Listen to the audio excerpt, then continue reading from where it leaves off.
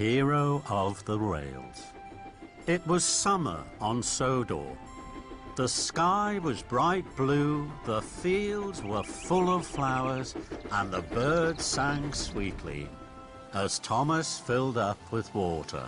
He felt very happy. Suddenly there was a whoosh and a wheesh and a clackety-clack as a streak of silver roared by on the track. Fizzling fireboxes! What was that? All over Sodor, Thomas's friends were buffeted and blasted on their track. Bubbling boilers! Bust my buffers! Watch my paintwork! Trembling tracks! Who was that? Gosh! Slow down, Speedy! Rail Raider! Later, Thomas and his friends were at Knapford. They were very puzzled. He was big! He was silver. He was very, very fast. That must mean it's... Spencer! Hello, Sodor! What do you know? I'm here for the summer. Why? I have a very important job to do. The Duke and Duchess of Boxford are having a new summer house built. It has to be finished in time for the Duke and Duchess's holiday. I'm very busy, no time to chat. And Spencer steamed smugly away. Cinders and ashes. Having Speedy Spencer on Sodor for one day is bad. But for the whole summer... Is terrible. That afternoon, Thomas and Percy were huffing and puffing up Gordon's Hill. Then they heard Spencer whooshing and wheeshing behind them. A little more puff, and you might make it to the top by tea time. Bossy boiler! Next, Spencer caught up with Gordon. Out of my way, slow coach. Oh, the indignity! Toby was huffing slowly to a junction. Spencer steamed alongside, hooting and tooting. It looks like you're too old now to be really useful, Toby.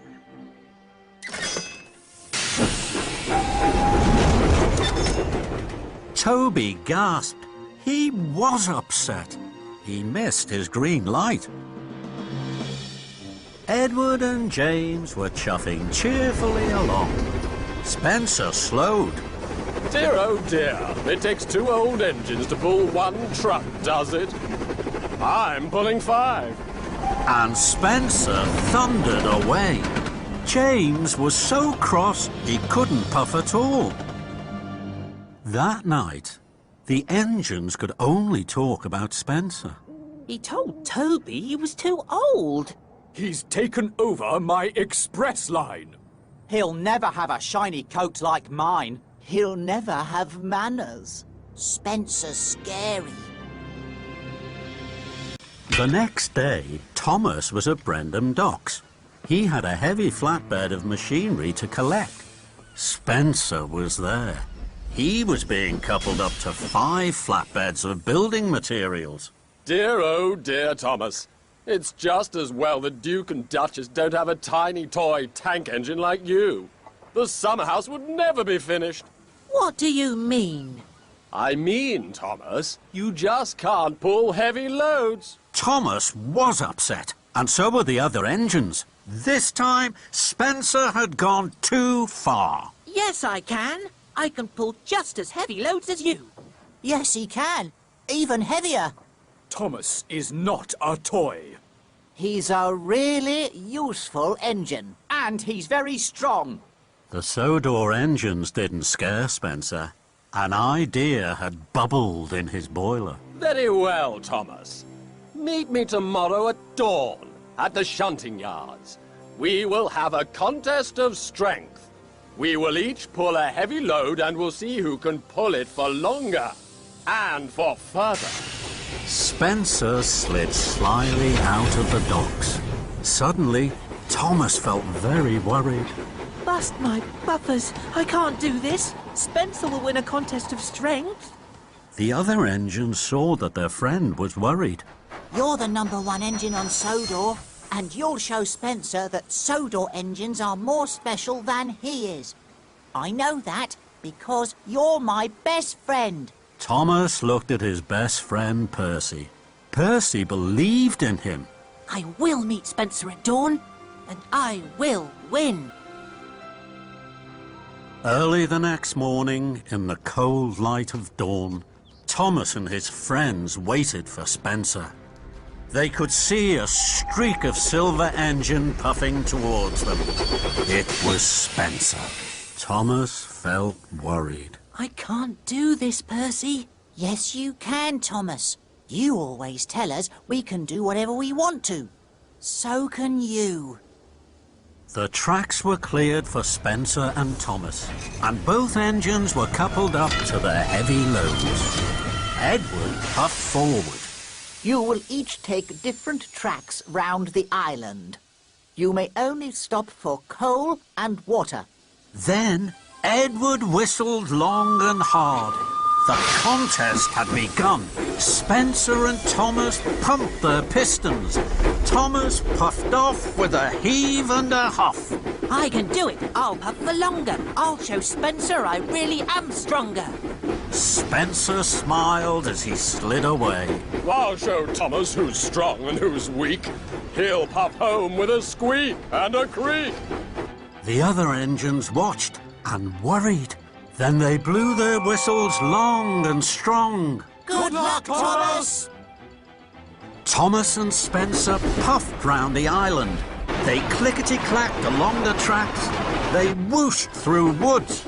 And they huffed up hills. Spencer steamed and smiled. He raced and he roared. Thomas puffed and huffed. He heaved and he hauled.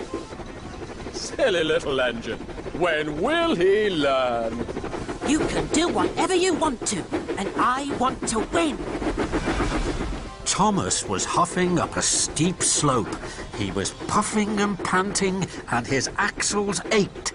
At last, he reached the top. Hooray! I did it! Then there was trouble. There was a clang and a prang. Thomas gasped. Cinders and ashes! I've broken my brakes! Thomas's wheels started to whir and to wobble. He flew faster and faster down the hill. Oh no! Oh, help! Thomas raced down one hill and rattled up the next. Help! I can't stop! Thomas's heavy trucks pushed him on and on through a junction where Spencer was waiting. Blistering violence! And into some potato trucks. Potatoes bounced everywhere. But Thomas sped on. Into a flatbed of jam barrels. Sticky jam flew in the air and landed all over Thomas. But still he went on and found himself rolling along an old rickety track. Ahead, Thomas could see a thick wall of bushes. Fenders and funnels! How can I stop? With a scrunch and a crunch, Thomas crashed into the bushes and came to a stop. Flaming fireboxes! That was scary. Thomas looked around. After the racing and rattling, it was very quiet. Spencer will be back at the shunting yards now. He'll be puffing with pride because he won the contest. And my best friend Percy will be wondering where I am. I don't know where I am.